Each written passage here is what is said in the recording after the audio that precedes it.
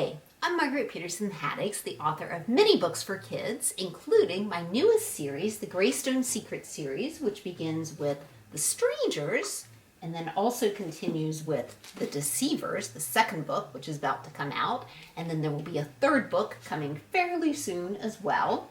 So I thought I would start out by telling you a little bit about The Strangers. In The Strangers, it's about three kids whose names are Rochester and Emma and Finn, and they are 12 and 10 and 8.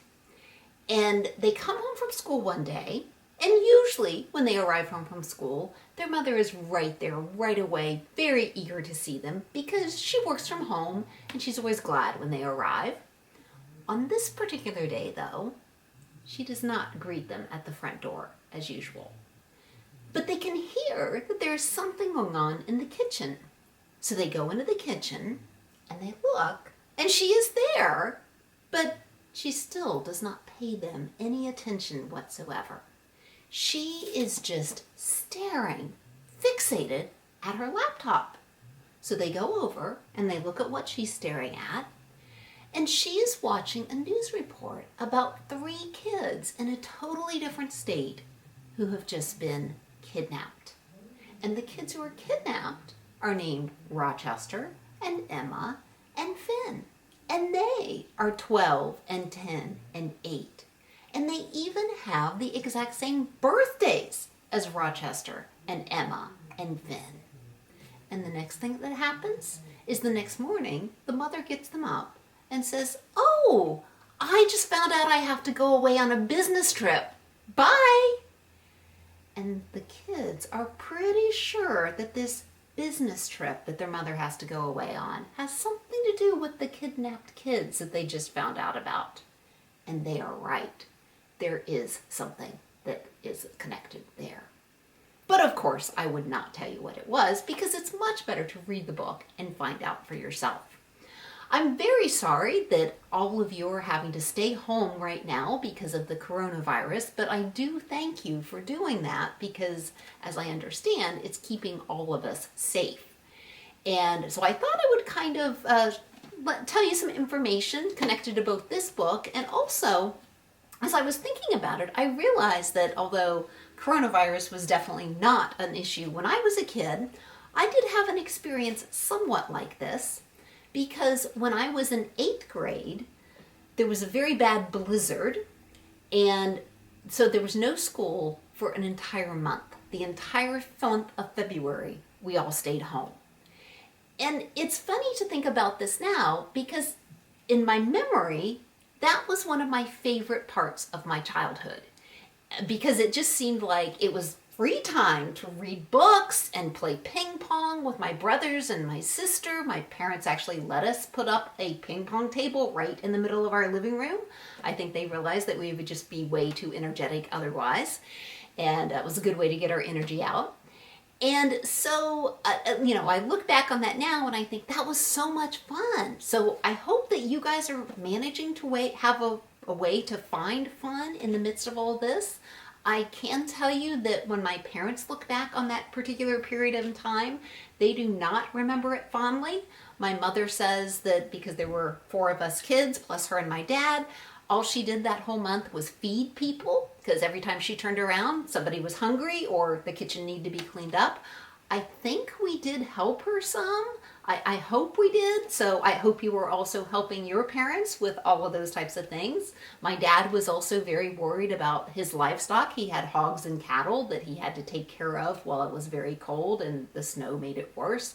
So, your parents might be going through some of those stresses as well. So please be kind to your parents during this phase.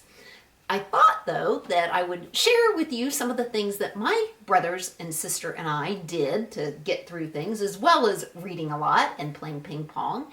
And I think it was maybe during this phase that we became kind of fascinated with codes. And there are a lot of codes that the kids have to solve in this book. So there's definitely a connection there.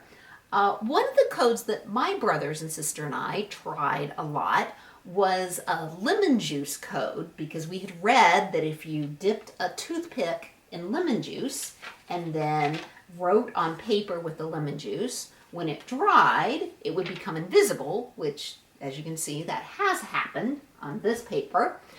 But you were supposed to be able to like hold the paper over some source of heat, like a light bulb or maybe even just the sunlight, and then you would be able to read it. That never worked for us. Now that there's the internet to do some research with, I looked it up and I discovered that one technique that you can use that does help a little bit more is to then run over things with a crayon. But even though I tried that, when I looked at it, it only made it clear what was pretty clear anyway. So even though I have tried to get a clue on this piece of paper, I don't think any of you can really tell that that's what it says. So we grew very frustrated with that, and maybe some of you know what the secret is to making it work really well. So if you do know that, please let me know. We then moved on to other codes, and then kind of a fun thing to do would be to hide coded messages and let your siblings solve them, and then make it into a treasure hunt or something like that. But we kind of moved on to preferring what is called a substitution code. And I have this professionally done code ring, but it's certainly something that you can make on your own with a compass. As you can see, I'll go to the beginning here. This is just a situation where the numbers are shifted a little. So you might expect A to be number 1. It is actually 4 in this particular code. So I made out a code that looks like this.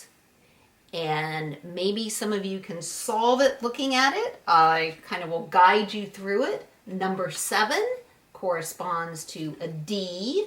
Number 18 corresponds to an O. So the first word is do.